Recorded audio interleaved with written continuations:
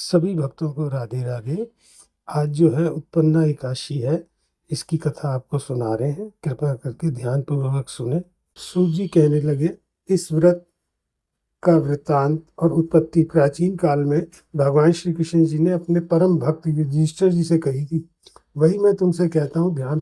भगवान कहने लगे, हे युधिष्ठिर जी, सतयुग में मुर नाम का एक दैत्य उत्पन्न हुआ। वह बड़ा बलवान और भयानक था। उस प्रचंड दैत्य ने इंद्र आदि दैत्यों, वासु, वायु, अग्नि आदि सभी देवताओं को पराजित करके भगा दिया। तब इंद्र सहित सभी देवताओं ने भयभीत होकर भगवान शिव के सामने सारा वृत्तांत कहा और बोले कि हे कैलाशपति, मुर दैत्य से भयभीत होकर सभी देवता जो है मृत्युलोक में भ्रमण कर रहे हैं।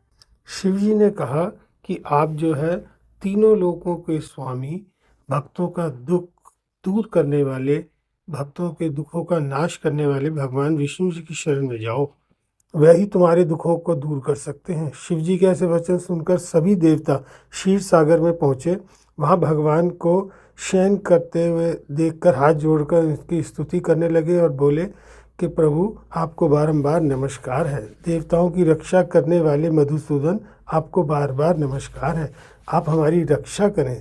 दैत्यों से भयभीत होकर हम आपकी शरण में आए हैं।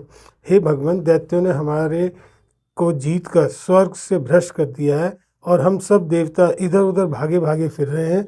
आप उन दैत्यों से हमारी रक्षा करें। इंद्र के ऐसे वचन सुनकर भगवान विष्णु जी कहने लगे कि हे इंद्र, ऐसा मायावी दैत्य कौन है जिसने सब देवताओं को जीत लिया है? उसका नाम क्या है, सब मुझे बतलाओ।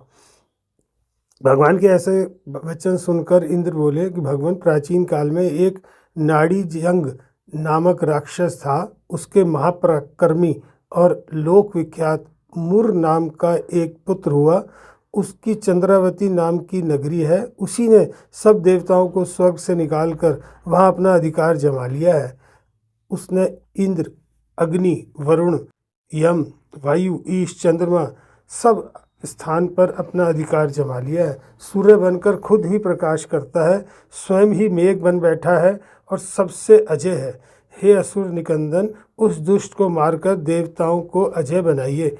तब भगवान ने कहा कि हे देवताओं, मैं शीघ्र ही उसका संहार करूँगा। तुम चंद्रावती नगरी में जाओ। इस प्रकार कहकर भगवान सहित सभी देवताओं ने चंद्रावती नगरी की ओर प्रस्थान किया। उस समय दैत्य मुर सेना सहित युद्ध भूमि में गरज रहा था। उसकी भयानक गर्जना सुनकर सभी देवताओं जो है डर के मारे बहुत परेशान हो गए और भागने लगे।